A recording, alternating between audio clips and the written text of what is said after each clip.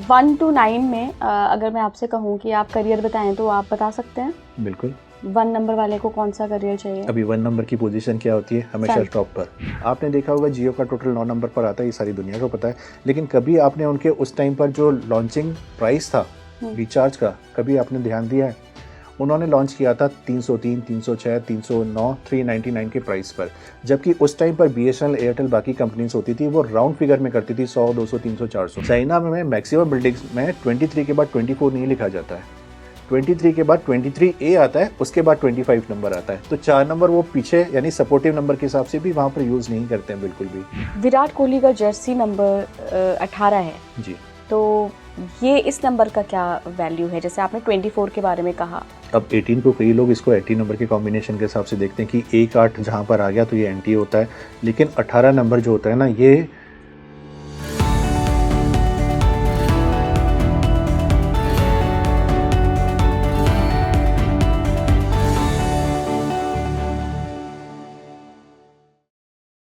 Thirteenth number, कई बार हम इसको डेंजर नंबर भी बोलते हैं कि 13th फ्लोर ही नहीं होता है कहीं, या 13th फ्लोर होता भी है तो वहाँ लिफ्ट नहीं रुकती है। ऐसी कई सारी नेगेटिव थ्योरीज 13 नंबर के साथ एसोसिएटेड हैं। तो क्या वाकई में 13 नंबर खतरे का नंबर माना जाता है? आज के पॉडकास्ट में हम इसी पर बात करेंगे, साथ ही बात करेंगे कुछ ऐसे इविल नंबर्स पर या कुछ ऐसे नंबर्स के कॉम्बिनेशंस पे जो कि बताती हैं कि आपका ऑरा कहीं बहुत ज़्यादा नेगेटिव तो नहीं है, और कुछ ऐसे नंबर्स जो बताते हैं कि आपका ऑरा बहुत ही ज़्यादा पॉजिटिव है। नमस्कार इंडिया, आप देख रहे हैं स्पीकिंग ट्री। मैं हूं आपके साथ इला गोस्वामी और मेरे साथ जुड़ चुके हैं आज के पॉडकास्ट में राजीव लीलारमानी। बहुत बहुत स्वागत है Rajiv. Thank you ma'am. Rajiv, आज 13 नंबर से शुरू करते हैं कि 13 नंबर को इतना नेगेटिव माना जाता है कि कई लोग तो 13th फ्लोर ही नहीं रखते हैं या लिफ्ट ही नहीं रुकती है उस फ्लोर पे। तो क्या वाकई 13 नंबर के साथ ऐसी मिस्ट्री जुड़ी हुई है कुछ? 13 नंबर की बात जैसे आपने अभी जस्ट शुरू की है, तो कई बार आपने ये भी सुना होगा था कि 13 द फ्राइडे, इस फ्राइडे को भी 13 से एसोसिएट किया जाता है। अगर हम बात करें कि 1947 से पहले हिंदुस्तान जो था अंग्रेजों शासक के हवाले पे था, और उस टाइम पर जो गतिविधियां होती थी, जो भी चीज़ें फॉलो की जाती थी, कहीं ना कहीं उसका असर हम पर भी आता था। और उस समय पर जो 13 नंबर था अनलकी इसलिए माना जाता था क्योंकि जीसस क्राइस्ट का के टोटल 13 फॉलोअर्स थे, और उनके जो 13th डिसाइपल थे उन्होंने उनके साथ बिट्रे किया था, जिसके कारण से उनकी मौत हुई थी। उस दिन जिस दिन उनकी मौत हुई थी उस दिन था फ्राइडे का, तो 13 द फ्राइडे को इस तरह से एसोसिएट किया गया। तो वेस्टर्न कल्चर में 13 नंबर को अनलकी इसलिए माना गया था क्योंकि उस दिन जीसस की हत्या हुई थी। धीरे धीरे ये कल्चर हमारे हिंदुस्तान में आ गया 1947 से पहले।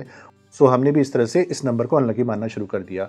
इनफैक्ट आप अगर मुंबई के नरीमन पॉइंट पर अगर आप जाएंगे तो वहाँ पर कई सारे ऐसे बड़े बड़े मल्टी स्टोरी बिल्डिंग्स है जहाँ पर 13 नंबर या तो आपको दिखेगा नहीं या 13 नंबर टोटली वैकेंट दिखेगा। आप अगर उस लिफ्ट में जाएंगे ना तो 13 नंबर के ऊपर टेप से क्रॉस किया गया हुआ है। ये पर्टिकुलर चीज़ें आज भी फॉलो की जाती है, लोगों के दिमाग में आज भी बसी हुई हैं। अच्छा, जो आपने ये बिल्डिंग वाली बात बताई ना, एक बहुत पुरानी बिल्डिंग की बात बता रही हूँ आपको, ये आई थिंक 2013 की बात है। तो स्पेशली मुझे उन्होंने बोला कि 13 नंबर माले पे सीढ़ियों से जाना भी मना है। मैंने पूछा क्यों? मुझे लगा क्या पता शुभ का इनका कुछ चक्कर हो। कहते नहीं जी, यहाँ पे तो हमने जब भी किसी को किराए पे दिया या कोई कंपनी आके रहने लगी, कुछ ऑफिसेस बने, तो लोगों की ना मिस्टीरियस वे में ना डेथ होने लगी, कुछ होने लगा, लोग सुसाइड करने लगे, उनके ऊपर कुछ ऐसे ईविल सा आने लगा। तो क्या ऐसा भी होता है कि 13 नंबर को कुछ आत्माओं एंड ऑल से भी जोड़ते हैं? बिल्कुल ठीक है, क्योंकि 13 नंबर कहीं ना कहीं अगर आप देखोगे ना तो ये कार्मिक नंबर की कैटेगरी में आता है। कार्मिक नंबर की कैटेगरी में 4 नंबर्स आते हैं, 13, 14, 16 एंड 19। एंड 13 नंबर को डार्क एनर्जी से इसलिए एसोसिएट किया गया है क्योंकि 13 नंबर राहु से रिलेटेड है, और राहु क्या है? अदृश्य शक्ति है। तो जो चीज़ अदृश्य, जो आपको दिखती नहीं है, भय तो हमेशा से उसका बना रहता है। एंड 13, जैसे हम भूत प्रेतों की बातें करते हैं, ब्लैक मैजिक की बातें करते हैं, हमने कभी भूतों को तो देखा नहीं है, लेकिन डर तो आज भी बना हुआ है। इस पर्टिकुलर नंबर को इस पर्टिकुलर काम के लिए लोगों ने यूज़ करना शुरू कर दिया था। लेकिन 13 नंबर के केस में जैसे मैंने बताया कि कार्मिक नंबर है, तो कार्मिक नंबर का मतलब ये हुआ कि पिछले जन्म में हमारे जो टास्क थे या तो अधूरे थे या पर्टिकुलर हमारे टास्क गलत थे, जिसके कारण से वापस से इसी नंबर पे आपको भेजा गया है। 13 नंबर के केस में क्या होगा कि इस तरह का जो पर्टिकुलर नंबर होता है, ऐसे जो लोग होते हैं ना, गलत गतिविधियों में इन्वॉल्व होना शुरू करते हैं। दूसरा ये होता है कि 13 नंबर के केस में कई लोग अपने पावर का यहाँ पर मिसयूज करते हैं, जिसके कारण से 13 नंबर पे वापस से इनको भेजा जाता है करने के लिए। तो ऐसे लोगों के लाइफ में जो हम बोलते हैं प्रॉब्लम ज़्यादा है, बेसिकली प्रॉब्लम्स तो हर किसी नंबर में होती है, लेकिन 30 नंबर के साथ में ये है कि पिछले जन्म के टास्क और इस जन्म के टास्क यानी डुअल टास्क हो गए, लेकिन अगर आप इसको निभाते हो, पूरा करते हो तो रिवॉर्ड भी डबल ही मिलते हैं। अच्छा। और 30 नंबर के केस में यानी 4 नंबर का टोटल आता है। चाइना में अगर आप देखेंगे ना तो 4 नंबर डेंजर का या डेथ का माना जाता है, तो चाइना में भी इस नंबर का बहुत ही ज़्यादा डर क्रिएट किया हुआ है और वहाँ पर तो इस नंबर को यूज़ ही नहीं किया जाता है। इनफैक्ट बड़ी इंटरेस्टिंग सी बात आपको शेयर करूँगा कि 24वां माला जो होता है तो 24 में भी 4 नंबर आता है। चाइना में मैक्सिमम बिल्डिंग्स में 23 के बाद 24 नहीं लिखा जाता है, 23 के बाद 23A आता है, उसके बाद 25 नंबर आता है। तो 4 नंबर वो पीछे यानी सपोर्टिव नंबर के हिसाब से भी वहाँ पर यूज़ नहीं करते हैं बिल्कुल भी। तो इस तरह का जो पर्टिकुलर एनर्जी है चाइना में भी उस चीज़ को फील किया गया। लेकिन मेरा ये मानना है कि इंडिया में उस चीज़ का असर उतना नहीं होना चाहिए, लेकिन जितना हम वीडियोस देखते हैं, जितना हम बार बार किसी चीज़ को सुनते हैं, उसे हम सत्य मानना शुरू कर देते हैं। 13 नंबर जो है अगर आप देखेंगे तो उसकी जो दिखावट है, बनावट है, आप अगर गुरुद्वारे में अगर आप जाएंगे तो एक ओमकार का जो सिंबल है वो भी 30 नंबर की तरह दिखता है। तो मेरे लिए तो ये बहुत ही ऑस्पिशियस और डिवाइन सिंबल हो गया, डिवाइन नंबर हो गया। दूसरा, हिंदुस्तान में उज्जैन नगरी जो है, जो कि महाकाल की नगरी है, आप उसका आरटीओ नंबर देखेंगे कि तो MP 13, तो 13 नंबर वहाँ पर यूज़ किया गया है। तो मेरे हिसाब से तो 30 नंबर ब्लेसिंग इन डिस्गाइज है और मैं इसे थोड़ा सा अनलकी कम मानता हूँ। मेरे हिसाब से ये बहुत ही पावरफुल नंबर है, क्योंकि जहाँ पर राहु आ गया और 13 नंबर में कौन है, राहु, सूर्य और जुपिटर के योग से 4 नंबर आ गया, तो ये तो मोस्ट इंपॉर्टेंट रूलिंग नंबर के केस में आ गया। ऐसा इंसान शासक बन सकता है, बड़ा बिजनेसमैन बन सकता है, बड़ा पॉलिटिशियन बन सकता है। तो अगर मैं पॉजिटिव वे में देखूं तो ये नंबर काफ़ी बेनिफिट भी दे सकता है आपको। लेकिन हमेशा से ना एक बात यहाँ पर समझने वाली है कि अगर 13 नंबर के अंदर नो डाउट नेगेटिव एनर्जीज है, लेकिन इसको एसोसिएट कर देते हैं हम दूसरे नेगेटिव नंबर से, तो यहाँ पर रिजल्ट जो होगा वो नेगेटिविटी की तरफ ज़्यादा जाएगा। इसलिए न्यूमरोलॉजी में बोला जाता है कि जितने भी कार्बिक नंबर्स या इस तरह के नेगेटिव कंपाउंड नंबर्स हैं, हम इसे पॉजिटिव नंबर पे नाम देते हैं ताकि उसके नेगेटिव इफेक्ट को यहाँ पर कम किया जा सके। अच्छा राजीव, कुछ ऐसे भी नंबर हैं क्या या नंबर के कॉम्बिनेशन हैं क्या जिनके बारे में कहा जाता है कि ये कॉम्बिनेशन अगर किसी बंदे के पास है तो उसका ऑरा बहुत पॉजिटिव होगा, बहुत ही पावरफुल ऑरा होगा? जैसे कि फॉर एग्जाम्पल मान लीजिए कि किसी के डेट ऑफ बर्थ का कॉम्बिनेशन 1 और 3 का आ गया, तो राजा के साथ राजगुरु हो गया। अब एक राज दरबार में सबसे स्ट्रांग इंसान तो ये दोनों ही हैं, राजा और राजगुरु। तो ऐसे लोगों की जो पहचान है, जो उठना बैठना है, इनके जो कॉन्टेक्ट्स होते हैं हाई ऑफिशियल्स और बड़े बड़े लोगों के साथ में होते हैं, तो ये पर्टिकुलर कॉम्बिनेशन बहुत अच्छा माना जाता है। इसी तरह से कॉम्बिनेशन की कैटेगरी में आज के ज़माने की अगर हम बात करें तो 5-6 का कॉम्बिनेशन भी बहुत अच्छा माना जाता है, क्योंकि ये लग्जरी को रिप्रेजेंट करता है, ये फ्रीडम को रिप्रेजेंट करता है, ये एडवेंचर को रिप्रेजेंट करता है। तो इस तरह के कुछ पर्टिकुलर कॉम्बिनेशंस होते हैं जो कि बहुत ही अच्छे, ऑस्पिशियस, पॉजिटिव माने जाते हैं। तो 1 और 3 आप कह रहे हैं कि बहुत अच्छा कॉम्बिनेशन है, बट 1 और 3 अलग अलग भी आए तो भी 1 और 3 जोड़कर फिर राहु पे नहीं जाते हैं? नहीं, देखिए क्या होता है कि ये सामने वाला व्यक्ति जब आपसे कंसल्टेशन लेने आता है तो उनकी बातें सुन करके, क्योंकि कोई भी क्लाइंट जब आता है तो आपके साथ प्रॉब्लम लेकर के आता है, तो उस टाइम पर हमने ऐड करना होता है, नहीं तो ये पर्टिकुलर रिजल्ट्स हर केस में नेगेटिव नहीं देते हैं। अब ये 1 और 3 का अगर किसी को राहु का रिजल्ट दे रहा है तो हो सकता है कि वो अपनी क्रिएटिविटी, अपनी रिसर्च, अपने एनालिसिस से बहुत अच्छे बड़े बड़े काम करता हो। अच्छा राजीव, ये तो पॉजिटिव ऑरा, स्ट्रॉन्ग ऑरा की बात हो गई। क्या कोई ऐसे नंबर्स भी होते हैं जो कि नेगेटिव ऑरा को रिप्रेजेंट करते हैं? जब भी 2 या 3 कंपाउंड नंबर्स नेगेटिव वाले साथ में आते हैं तो इस तरह के इंसानों की जो ऑरा होती है वो काफ़ी हद तक नेगेटिव हो सकती है। जैसे कि फॉर एग्जांपल, जैसे अभी मैंने शेयर किया कि 13, 14, 16, 19 है, ये 4 कार्मिक नंबर्स हैं। मान लीजिए किसी का डेट ऑफ बर्थ का कॉम्बिनेशन 13, 16 का है, 13, 14 का है, 14, 16 का है, 13, 19 का है, यानी कार्मिक नंबर के ही कॉम्बिनेशंस क्रिएट हो रहे हैं, तो इसे हम थोड़ा सा वीक मानते हैं। और साथ में ऐसे केस में नंबर 4 और 8 अगर एसोसिएट हो जाते हैं तो इसमें और भी ज़्यादा वीकनेस क्रिएट कर देते हैं वहाँ पर। क्या कोई नंबर ऐसे भी होते हैं जो बताते हैं कि कोई इविल स्पिरिट आपके साथ है या आपको परेशान कर सकती है? जहाँ पर अगेन बात आती है इविल स्पिरिट्स की बातें आती हैं, सो जैसे 13 नंबर हो गया या 4 या 8 का कॉम्बिनेशन क्रिएट हो गया, या फिर जहाँ पर 4 नंबर के साथ वीकेस्ट नंबर आ जाता है 2 नंबर, क्योंकि राहु की कई बार आदतें होती हैं कि वो जिस नंबर के साथ एसोसिएट होता है ना, उसकी ताकत को फेल कर देता है, उसकी ताकत को एब्जॉर्ब करने की कोशिश करता है। हमने कई बार सुना है कि 24 नंबर दुनिया में बड़ा पावरफुल नंबर होता है, लेकिन आपको पता है 24 नंबर किसी को एल्कोहलिक भी बना सकता है। तो यहाँ पर उसकी ऑरा एनर्जी बहुत ज़्यादा नेगेटिव में चली गई, तभी तो वो उस पर्टिकुलर डायरेक्शन में चला गया ना। तो चंद्र के साथ जब भी राहु आएगा तो राहु कई बार चंद्र को खाने की कोशिश करता है, उसकी जो पॉजिटिविटी होती है उसको हैम्पर करता है, उसे स्लो डाउन कर देता है, और ऐसे केस में कई बार 24 नंबर भी यहाँ पर नेगेटिव रिजल्ट दे सकता है। विराट कोहली का जर्सी नंबर 18 है, जी। तो ये इस नंबर का क्या वैल्यू है? जैसे आपने 24 के बारे में कहा कि बहुत पावरफुल नंबर माना जाता है, क्या 18 भी बहुत पावरफुल है? अब 18 को कई लोग इसको 18 नंबर के कॉम्बिनेशन के हिसाब से देखते हैं कि 1-8 जहाँ पर आ गया तो ये एंटी होता है, लेकिन 18 नंबर जो होता है ना, ये फाइनेंशियल ग्रोथ के हिसाब से बहुत ही परफेक्ट नंबर माना जाता है। आप विराट को एक बार हम लोग थोड़ा सा साइडलाइन में रखते हैं। आप मुंबई का टोटल करके देखिए, आप शिमला का टोटल करके देखिए, आप गुजरात का टोटल करके देखिए, आप दिल्ली का टोटल करके देखिए, इन सब के टोटल 18 नंबर पे आते हैं। अच्छा। तो 18 नंबर पैसों में ग्रोथ देता है। और कहाँ से ग्रोथ देगा? बाहर से पैसे का फ्लो बहुत ज़्यादा आता है ऐसे केसेस में। आप देखिए जितनी भी सिटी और स्टेट के नाम मैंने यहाँ पर लिए हैं, बाहर से फंड्स इन्वेस्टमेंट के हिसाब से बहुत ज़्यादा आते हैं, तो पैसे कमाने में बड़े सक्षम होते हैं। सो हर नंबर की अपनी एक व्यथा है, अपनी एक कहानी होती है, और हम हर एक नंबर को नेगेटिव एंगल से देखें, बेटर है कि उसकी पॉजिटिव क्वालिटीज़ अगर हम देखें तो ज़्यादा बेटर यहाँ पर रिजल्ट देखने को मिलेंगे। सो 18 के केस में नो डाउट ऐसे जो इंसान होते हैं, इनकी जो फैमिली लाइफ है कई बार डिस्टर्बेंस देखने को मिल सकता है। पर्सनल लाइफ हैम्पर ज़रूर होती है, लेकिन प्रोफेशनल लाइफ में बहुत बड़े अचीवमेंट करते हैं। अच्छा, इन सारे नंबर्स के साथ में ना एक नेगेटिव एनर्जी एसोसिएटेड होती है कि ऐसे प्लेसेस के साथ में या तो मैनमेड कैलेमिटीज़ होंगी या नेचुरल कैलेमिटीज़ देखने को मिल सकती है। तो गुजरात में अर्थक्वेक्स आप देखते हो, मुंबई में अगर आप देखोगे तो टेररिस्ट गतिविधियाँ, या दिल्ली में टेररिस्ट एक्टिविटीज़ ज़्यादा देखने को मिलेंगी। इनफैक्ट कई बार नेचुरल कैलेमिटीज़ यानी बारिशों के कारण से भी मुंबई एंड दिल्ली कई बार अस्त व्यस्त हो जाता है। तो इस तरह के चैलेंजेस सारे नंबर्स में आते हैं जो पेटीएम के साथ भी आए थे। राजीव, मान लीजिए कि हमारे पास नंबर्स अच्छे नहीं हैं, हमारे पास कुंडली भी अच्छी नहीं है, हमारे पास जो बाकी हाथ की रेखाएं भी अच्छी नहीं है, लेकिन फिर भी हम एक बैलेंस्ड लाइफ चाहते हैं, तो क्या ये जो एस्ट्रोलॉजी और न्यूमरोलॉजी है, इसके ज़रिए हम एक बैलेंस्ड लाइफ पा सकते हैं? बिल्कुल। और आप अगर देखेंगे कि खासकर जो सेलिब्रिटीज़ होते हैं, जो पॉलिटिशियंस होते हैं, जो बड़े बड़े बिजनेसमैन होते हैं, इनकी लाइफ में तो अगर आप देखेंगे तो ये तो काफ़ी हद तक एस्ट्रो, न्यूमरो और वास्तु को फॉलो करते ही करते हैं।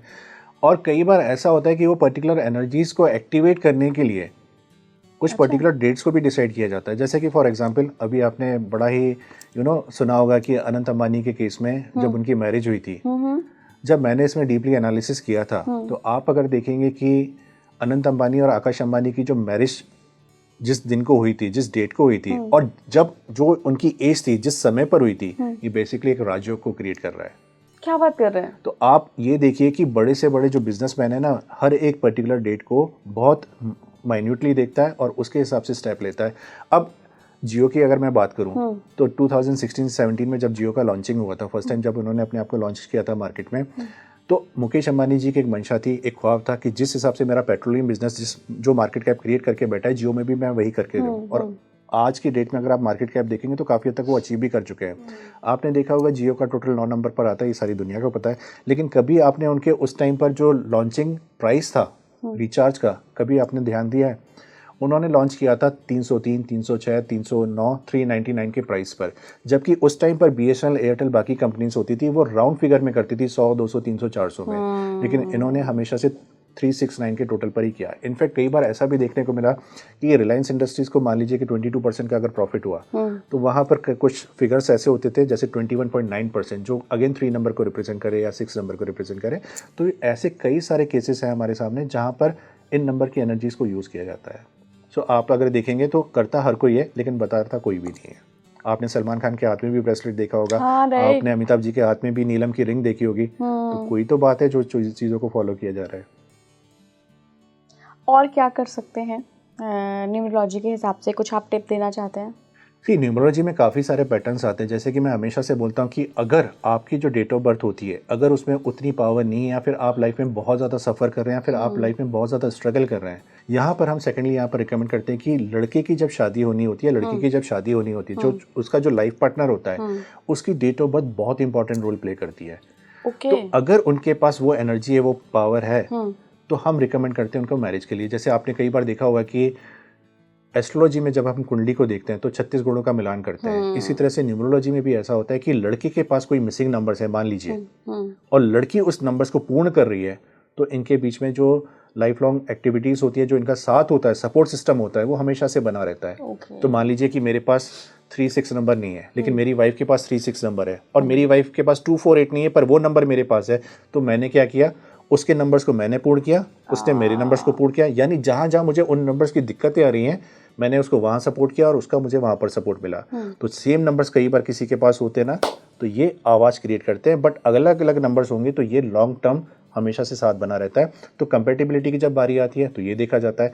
इनफैक्ट थर्ड पर हम यहाँ पर ये भी देखते हैं कि आने वाली जो संतान है उसकी डेट ऑफ बर्थ, क्योंकि सिजेरियन में तो कई बार ये रिकमेंडेशंस ली जाती है, सजेशन ली जाता है कि बर्थ क्या होना चाहिए, तो वहाँ पर भी हम कंपेटिबिलिटी एनालिसिस करते हैं।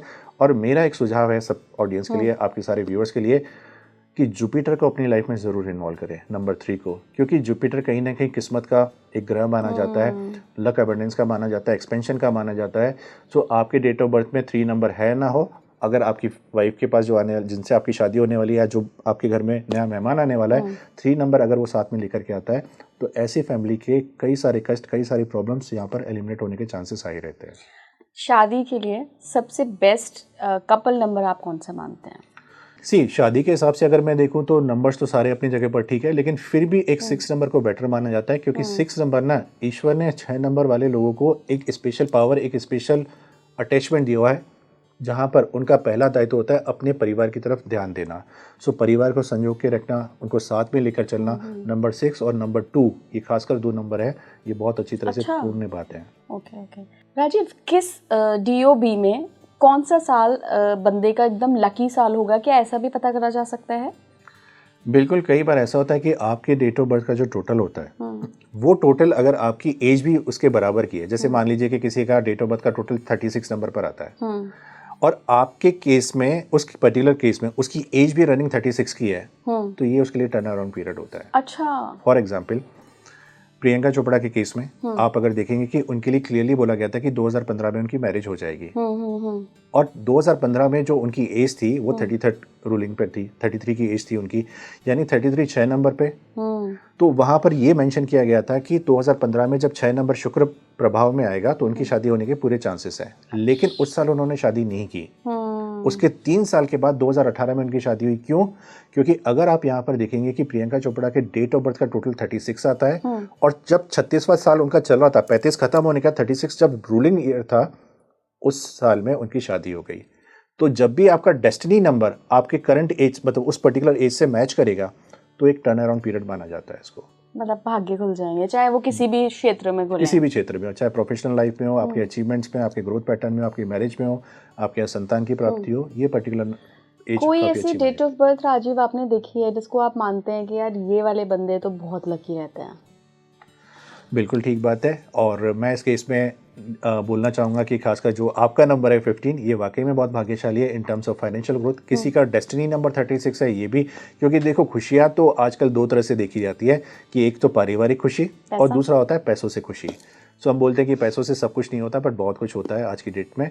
सो पैसे का ग्रोथ का जो नंबर है वो नंबर 18 का है, नंबर 36 का है, और इसी तरह से नंबर 15 का नंबर है। और पर्टिकुलरली आप अगर देखेंगे तो नंबर 28 को भी वेल्थ का नंबर माना जाता है। तो किसी का डेट ऑफ बर्थ का टोटल 28 है, या फिर उसका डेट ऑफ बर्थ 28 नंबर का है, तो ये भी पैसे में ग्रोथ काफ़ी अच्छा देता है। तो ये पर्टिकुलर नंबर्स अगर किसी के डेट ऑफ बर्थ पे माने जाते हैं तो मायने नहीं रखते। मंथ के हिसाब से आप उनको करियर वाइज सजेस्ट कर सकते हो। अच्छा। कि वो पर्टिकुलर 28 नंबर जो ग्रोथ लेकर के आएगा, किस सेक्टर में लेकर के आएगा। अच्छा, ये भी है, ये भी डीपली एनालिसिस करके आप उनको सजेस्ट कर सकते हैं। 1 to 9 में अगर मैं आपसे कहूँ कि आप करियर बताएं तो आप बता सकते हैं? बिल्कुल। 1 नंबर वाले को कौन सा करियर चाहिए? अभी 1 नंबर की पोजीशन क्या होती है? हमेशा टॉप पर। हाँ। तो आप अगर देखेंगे कि कभी 23-24 साल में जब एक नया जो विद्यार्थी होता है, नया जो स्टूडेंट होता है, कभी किसी जॉब में जाता है तो क्या होगा? वो तो हमेशा से नीचे पोजीशन पर जाएगा, लेकिन उसके सक्सेस के चांसेस, उसके ऊपर लेडर चढ़ने के चांसेस हाई हो जाते हैं। कम समय में सीनियर पोजीशन पर आना उसके लिए फायदे वाली चीज़ होती है, और वो अचीव भी कर लेता है उस चीज़ को लेकर के। 1 नंबर के केस में डोमिनेटिंग पोजीशन होती है, तो बिजनेस बहुत अच्छा कर लेते हैं। अच्छा। 2 नंबर के केस में अगर आप देखेंगे, 2 नंबर का होता है पीस एंड हार्मनी का नंबर। 2 नंबर यानी 2 लोगों के बीच में कनेक्शन बैठाना, कम्युनिकेशन, कंसल्टेशन, काफ़ी अच्छे हीलर भी होते हैं। सर्विस ओरिएंटेड जितने भी काम होते हैं ये नंबर 2 वाला बहुत ही अच्छे कर लेता है। 3 नंबर एक टीचर का, प्रोफेसर का होता है। तो जहाँ पर भी ज्ञान देने वाली बात आती है, जहाँ पर भी एक टीचिंग वाली बात आती है, तो इंस्टीट्यूशन हुआ, कोचिंग सेंटर्स हुए। इनफैक्ट 3 नंबर के केस में बोला जाता है कि रिटेल का जैसे बिजनेस होता है जहाँ पर एक प्रोडक्ट एंड सर्विसेज आप दे रहे हैं और दूसरे हाथ से पैसा ले रहे हैं, इस तरह का भी काम 3 नंबर को बहुत अच्छा सूट करता है। इनफैक्ट 3 नंबर फाइनेंसिस में बहुत स्ट्रांग माने जाते हैं, तो जितने भी फंड मैनेजर्स हैं, चाहे वो इंश्योरेंस में हो, म्यूचुअल फंड हो, CA CS हो, 3 नंबर उनको बहुत अच्छा सूट कर जाता है। 4 नंबर प्रैक्टिकलिटी का नंबर है। 4 नंबर एक दूरदर्शी विजन का भी नंबर होता है, जहाँ पर आने वाले सालों में क्या होने जा रहा है ये 4 नंबर को पहले से पता होता है बाकी नंबरों के कंपैरिजन में। तो 4 नंबर के केस में अगर आप देखेंगे कि research oriented, analysis oriented, in fact कई बार दबंगाई वाले जो काम होते हैं वो नंबर 4 को काफ़ी हद तक वहाँ पर सूट कर जाता है। मेरे ऑफिस में मान लीजिए कि अगर मुझे कहीं बाहर किसी दूसरी कंट्री में जाना पड़ रहा है, जो कि मैं फर्स्ट टाइम जा रहा हूँ, आज तक मैंने ऑफिस को कभी भी खाली नहीं छोड़ा। मेरे ऑफिस में करीबन 300 से 400 एम्प्लॉइज अगर काम करते हैं। अब मेरे दिमाग में ये टेंशन रहेगा कि मैं किस तरह के व्यक्ति को ऐसा काम सौंप के जाऊं कि मेरे पीछे मेरे कंपनी को पूरी तरह से हैंडल कर सके। तो ये जो 4 नंबर वाला है ना, सबसे बेस्ट काम करता है। पता है क्यों? क्योंकि एक शेफर्ड की तरह होता है जिसके हाथ में चाबुक तो होती है, हाँ। और उस डर से वो सबको मॉनिटाइज करता है, सबको रेगुलाइज करता है चीज़ों को लेकर के। तो 4 नंबर ना बड़े से बड़े काम को बहुत इजीली मैनेज कर लेता है। 5 नंबर जो होता है, जैसे मैंने बताया कि सेल्स एंड मार्केटिंग, 5 नंबर वाला व्यक्ति अपने लाइफ में, प्रोफेशन में तभी उसे सक्सेस मिलेगी जब वो एक डोर से दूसरे डोर जाएगा। मतलब घर घर जाने की बात नहीं, कहीं ना कहीं मीटिंग्स के लिए होता है, हाई ऑफिशियल मीटिंग में जाना पड़ता है, तो मीटिंग्स अटेंड करे, लोगों को कन्विंस करे, ये 5 नंबर के लिए होता है। दूसरा 5 नंबर के लिए हमेशा से बोलना चाहूँगा कि इस तरह के जो लोग होते हैं ये स्पोर्ट एक्टिविटीज़ में भी बहुत अच्छा काम कर लेते हैं। क्योंकि 5 नंबर कभी भी सुस्त बैठेगा, शांत बैठेगा, एक जगह पर बैठेगा ना, तो आप देखना कि वो अपने नंबर का प्रभाव को बिल्कुल भी सामने रख के नहीं पाता, कहीं ना कहीं वो बैकएंड में चला जाता है। 6 नंबर, ऑब्वियस ही बात है कि यहाँ पर लग्जरी आती है। तो अगर मैं बीइंग अ मेल, मैं 6 नंबर से अगर रूल करता हूँ तो मैं कौन सा काम करूँ? मैं बुटीक ओपन कर सकता हूँ, मैं सैलून ओपन कर सकता हूँ, चेन ओपन कर सकता हूँ, मैं लग्जरी काम यानी होटल चेन ओपन कर सकता हूँ, जेम्स एंड ज्वेलरी, जहाँ पर फीमेल्स का फुटफॉल सबसे ज़्यादा इंक्रीज हो सके। अच्छा। तो 6 नंबर की एनर्जीज कुछ ऐसी होती हैं। इनफैक्ट 6 नंबर हीलर अच्छा होता है, डॉक्टर्स अच्छे होते हैं इस टाइप की कैटेगरी में।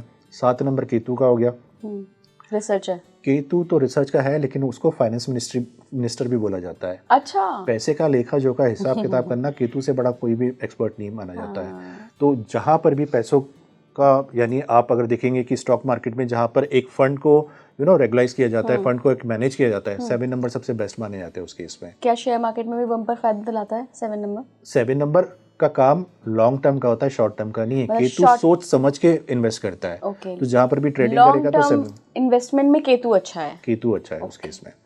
इसी तरह से 8 नंबर अगर आप देखेंगे तो 8 नंबर क्या होता है? सत्ता का होता है, पावर का होता है। नो डाउट कि ये अपने रूटीन काम में बिलीव नहीं करते कि सुबह मेरा 9 से 6 का जॉब है तो मुझे 9 से 6 ही जाना है। अगर वर्कलोड ज़्यादा होगा तो रात को 9-10 बजे तक भी बैठ के काम करेगा। तो ये अगर आप 8 नंबर के लिए देखेंगे तो इनका जो पैशन होता है काम करने के प्रति, वो बहुत ज़्यादा डेडिकेशन इनका है। 9 नंबर होता है एनर्जी से भरपूर नंबर। अच्छा, 9 नंबर के कई केसेस में अगर आप देखेंगे कि इस तरह के जो नंबर्स होते हैं, बेसिकली हम सर्जन्स के देखते हैं, स्पोर्ट पर्सन के देखते हैं, मिलिट्री, आर्मी, कमांडो, जहाँ पर एनर्जी का एक सपोर्ट वहाँ पर अलाइन रहता है। सो 9 नंबर के केस में इस तरह के सारे काम किए जा सकते हैं। 9 नंबर एक ह्यूमैनिटेरियन नंबर भी है। कई बार एनजीओस में आपने देखा होगा, जैसे मदर टेरेसा है, उनका अगर आप देखोगे तो कहीं ना कहीं 9 नंबर से रूल करती हैं, और आपने देखा कि किस तरह से उन्होंने मानवता की सेवा की और कई गरीब लोगों को हेल्प भी की थी। कई ऑर्फनेज हाउसेस में उन्होंने सपोर्ट सिस्टम दिया हुआ था। इसी तरह से सलमान खान 9 नंबर से रूल करते हैं, और उनका बीइंग ह्यूमन तो फेमस उसी कारण से है। इसी तरह से अगर आप अक्षय कुमार को देखेंगे, उनका डेट ऑफ बर्थ भी 9 तारीख का है, तो प्राइम मिनिस्टर रिलीफ फंड में भी काफ़ी हद तक वो डोनेट करते रहते हैं। अच्छा राजीव, किसी का 9 नंबर है और कोई भयंकर स्पिरिचुअल है कि मतलब सारा विरक्त हो गया बिल्कुल दुनिया से, ऐसा पॉसिबल है? बिकॉज़ 9 नंबर तो मंगल का है। और आपका जो क्वेश्चन है ना, ये शेल्डी न्यूमरोलॉजी से बहुत ज़्यादा कनेक्टेड इसलिए है क्योंकि शेल्डी न्यूमरोलॉजी में ना 9 नंबर को कोई भी अल्फ़ाबेट नहीं दिया गया है। अच्छा। वहाँ पर सिर्फ 1 से लेकर 8 नंबर तक कोई ना कोई लेटर्स अलोकेट किए गए। 9 नंबर को माना जाता है कि 9 नंबर दैविक शक्तियों से भरा होता है। 9 नंबर, जहाँ तक लोग ये मानते हैं कि 9 नंबर डिस्ट्रक्टिव नंबर होता है, लेकिन शेल्डियंस ये मानते थे कि किसी भी डिस्ट्रक्शन के बाद एक नई चीज़ उभर करके निकल के आती है, एक नई चीज़ का जन्म होता है कभी भी डिस्ट्रक्शन के बाद। तो ये जो पावर है ना, ये सिर्फ ईश्वर के हाथ में है, डिस्ट्रक्शन करके किसी नई चीज़ को क्रिएट करना, और इसलिए 9 नंबर को दैविक शक्तियों से माना जाता है। आपको 9 नंबर में बहुत सारे लोग स्पिरिचुअल देखने को मिलेंगे। यस, मेरे आगे भी बहुत लोग मैंने देखे हैं। एक और सवाल है मेरा, करियर से ही जुड़ा हुआ, कि अभी आने वाला साल 2025, ये कौन से नंबर्स ऐसे हैं जिनके लिए राजयोग लेकर आ रहा हो कि करियर में ऐसे बम्पर फायदा, भाई प्रमोशन तो पक्का ही है? सो पर्टिकुलरली 2025 अगर हम देखें तो खासकर ये नंबर 3 वालों के लिए बहुत ज़्यादा पॉजिटिव है। नंबर 6 वालों के लिए बहुत हद तक पॉजिटिव है, एंड कुछ हद तक ये नंबर 1 वालों के लिए भी पॉजिटिव है। 3 6 बाकी 1 3 6 एंड 1 बाकी लोगों के लिए थोड़ा सा चैलेंजेस देखने को मिल सकते हैं। एंड ये 2025 की जो एनर्जीज हैं, अगेन दो तरह से आपको रिजल्ट देखने को मिलेगा। एक तो डिस्ट्रक्टिव नेचर जो हमेशा से मंगल का देखा गया है, और इस पर्टिकुलर डिस्ट्रक्टिव नेचर के पीछे एक कारण और भी है कि 2025 में 25 नंबर जो आता है वो केतु का होता है। कई लोगों को ये नहीं पता है कि मंगल को गुस्सा बहुत आता है, ये लोगों को पता है, लेकिन केतु का गुस्सा मंगल से 1000 टाइम्स ज़्यादा स्ट्रॉन्गर देखा गया है। तो जब दो एनर्जीज इस साल में मिलेंगी तो आपको डिस्ट्रक्टिव क्वालिटीज़ भी बहुत हद तक देखने को मिलेंगी इस साल में। लेकिन यही पर्टिकुलर दोनों नंबर, केतु स्पिरिचुअल प्लैनेट है, 9 नंबर रिलीजियस से जुड़ा हुआ है, दोनों को मिलाएंगे तो इस टाइम पर ये एक्टिविटीज़ भी आपको बहुत ज़्यादा देखने को मिलेंगी। तो इस साल के दो जो साइड्स हैं पूरी तरह से भरपूर देखने को मिलेंगे, जहाँ पर 2025 में इंटरनल राइट्स के भी चांसेस बहुत ज़्यादा हाई हो सकते हैं वहाँ पर। राजीव, आपने 3 नंबर बताए 3 6 1, जिनका 2025 में करियर में काफ़ी अच्छी ग्रोथ देखने को मिलेगी। तो किस तरीके की ग्रोथ देखने को मिलेगी और क्यों 3 6 1 ही ये नंबर्स हैं? क्या इनका फर्क कहीं ना कहीं कंपैटिबिलिटी अगर मैं 9 नंबर की देखूं तो 1 3 एंड 6 के साथ बहुत अच्छी देखने को मिलती है। हालांकि अगर मैं वापस से 9 नंबर का अगर बोलूँगा तो 9 नंबर यानी 9 के साथ एसोसिएट होगा तो ये थोड़ा सा उग्र यानी एग्रेसिव ज़्यादा नेचर का देखने को मिल सकता है। 9 नंबर कोई ऐसा नंबर होता है कि जिस नंबर के साथ मिल जाता है उसकी एनर्जी को 10 गुना ज़्यादा बढ़ा देता है, यहाँ पर मल्टीप्लाई कर देता है। सो कहीं ना कहीं अगर आप 2 को 9 के साथ में करेंगे तो इमोशनल इम्बैलेंसेस देखने को मिलेंगे। 4 नंबर को अगर आप 9 नंबर के साथ एसोसिएट करेंगे तो इस तरह के जो लोग हैं इम्पेशेंट नेचर के ज़्यादा देखने को मिलते हैं। इनसे ना कभी किसी बात को लेकर ना समझौता नहीं किया जाता है। सो 4 9 के साथ जब भी एसोसिएट होता है तो इस तरह के जो लोग होते हैं काफ़ी हद तक इम्पेशेंट होते हैं, मतलब ये किसी चीज़ के लिए ना ज़्यादा समय तक रोक नहीं पाते अपने आप को।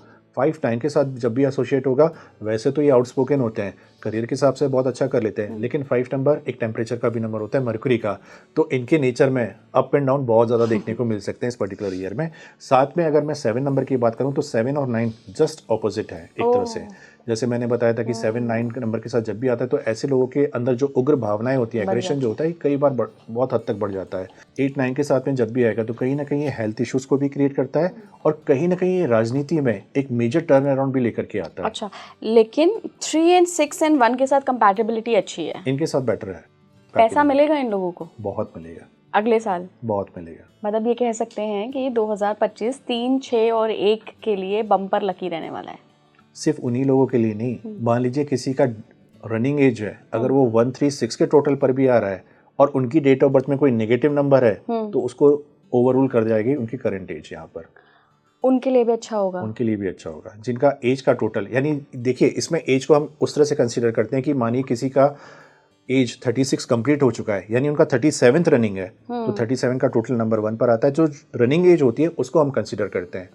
मतलब कि आप उस साल में जो रनिंग एज होगा जी, मान लीजिए कि जैसे मैंने बोला कि 2 नंबर वालों के लिए 9 नंबर का उतना अच्छा साल नहीं है, लेकिन मान लीजिए अगले साल इस 2 नंबर वाले की एज 37th रनिंग एज आ रही है, तो वहां पर तो रूलिंग नंबर 1 आ गया ना, तो उसके लिए ये साल अच्छा हो जाएगा 2025। तो इस तरह के वेरिएशंस होते हैं, क्योंकि हम कभी भी स्पेसिफिकली ये नहीं बोल सकते कि इस तरह के इंसानों के लिए गलत होगा या खराब होगा, तो यहाँ पर ये फैक्टर्स को भी कंसिडर किया जाता है। 2025 के बारे में न्यूमरोलॉजी के अकॉर्डिंग और क्या आप भविष्यवाणियाँ कर सकते हैं? बेसिकली ये पर्टिकुलर जो साल है, मैं खासकर अब यूएस इलेक्शंस के लिए भी बोलूँगा कि यूएस इलेक्शंस में जहाँ पर ट्रंप और कमला हैरिस आमने सामने है, तो इस बार जो सबसे ज़्यादा दावेदारी बन रही है एज़ पर नंबर्स के हिसाब से वो हैरिस की ज़्यादा बैठ रही है, और we could witness first women president of USA, और ये अपने आप में हिस्टोरिकल हो सकता है। और एक बात और है कि इनके प्रेसिडेंट बनने के बाद यूएस में भी एक मेजर टर्न अराउंड देखने को मिल सकता है, क्योंकि आज तक किसी भी महिला ने वहाँ पर शासन नहीं किया हुआ है। ये तो नवंबर की बात हो गई। बिल्कुल नवंबर की बात है, पर इफेक्ट जो इसका है अब आपको 2025 से देखने को मिलेगा। सो कहीं ना कहीं वहाँ पर उनके विनिंग चांसेस यहाँ पर हाई देखने को मिलेंगे। भारत के लिए क्या सोच रहे हैं? सो इंडिया की अगर मैं बात करूँ तो कुछ जो कॉन्फ्लिक्ट्स होते हैं, जो इंटरनल राइट्स होते हैं, वो तेज़ी से बढ़ते हुए देखने को यहाँ पर लग रहा है कि 2025 में ये सारे चांसेस जो हैं एक अलग लेवल पर जा सकते हैं। लेकिन साथ में इंडिया का जो नाम है वो इनोवेशंस और इन्वेंशंस में सबसे ऊपर आने के भी यहाँ पर चांसेस है, क्योंकि नई नई जो टेक्नोलॉजी जो उभर करके आ रही है उसमें हिंदुस्तान का बहुत बड़ा योगदान रहेगा 2025 के केस में। राजीव, अगला साल 2025 मंगल का साल है और आपने उसमें केतु को भी जोड़ दिया है, तो कोई एक नंबर मैं आपसे जानना चाह रही हूँ जो कि बहुत ही लकी रहने वाला है और कोई एक नंबर जो कि बहुत ही अनलकी रहने वाला है। सो ये पर्टिकुलर कॉम्बिनेशन में एक नहीं, 2 नंबर्स काफ़ी लकी है, नंबर 3 एंड नंबर 6। और अनलकी की अगर मैं बात करूँ, अब अनलकी का मतलब ये हो गया कि थोड़ा सा सपोर्ट सिस्टम उसको इस साल में कम रहेगा। सो वो है नंबर 5 एंड नंबर 8। इनकी मंगल के साथ दोस्ती नहीं है क्या? बेसिकली दोनों का कंपेनियनशिप अगर देखो तो ये थोड़े से स्ट्रगलिंग नंबर आ जाते हैं। 7 9 के साथ में जब 5 आता है या जब 8 आता है, ये नंबर जो है थोड़ा सा दुविधाओं को, प्रॉब्लम्स को एनहेंस भी करता है। कुछ रेमेडी भी बता दीजिए। कई बार ऐसा भी चीज़ें होती है कि रेमेडीज हमेशा काम नहीं करती है, लेकिन मैं ये बोलूँगा कि इस साल में ना आपने एग्रेशन बहुत ज़्यादा नहीं दिखाना है। कभी किसी के साथ झगड़ा भी अगर हो रहा है ना, या तो आप उसे रफा दफा जल्दी से कर दीजिए या हाथ जोड़ करके माफ़ी मांग लीजिए, क्योंकि कुछ पर्टिकुलर ईयर ऐसे होते हैं जो हमने शांति से गुजारने होते हैं। आप कितनी भी रेमेडीज़ कर लेंगे, हो सकता है कि प्रॉब्लम आपके पास आ जाए, लेकिन शांत नेचर से अगर काम करेंगे तो इस साल को आसानी से निकाल लें, यही सबसे बड़ी रेमेडी है। बिल्कुल बिल्कुल, thank you so much Rajiv जुड़ने के लिए। लास्ट में मैं यही बोलूँगी, देखिए आने वाला साल 2025 3 नंबर हैं 361 जो राजीव ने बताए हैं कि बहुत लकी रहने वाली है, स्पेशली करियर में। तो अगर आपके पास ये नंबर है तो कंग्रेचुलेशंस भाई, आप लकी हैं अगले साल के लिए। बाकी नहीं भी हैं ये नंबर तो कोशिश करिए कि राजीव ने जैसे बताया कि भाई मंगल का साल है, थोड़ा अग्रेशन कम रखिए, थोड़ा बहुत काम नेचर से आगे बढ़िए, तो सारी चीज़ें पार लग जाती। बाकी ईश्वर तो है, सब देख रहा है, कृपा बनी रहेगी। जुड़े रहिए स्पीकिंग ट्री के साथ। नमस्कार।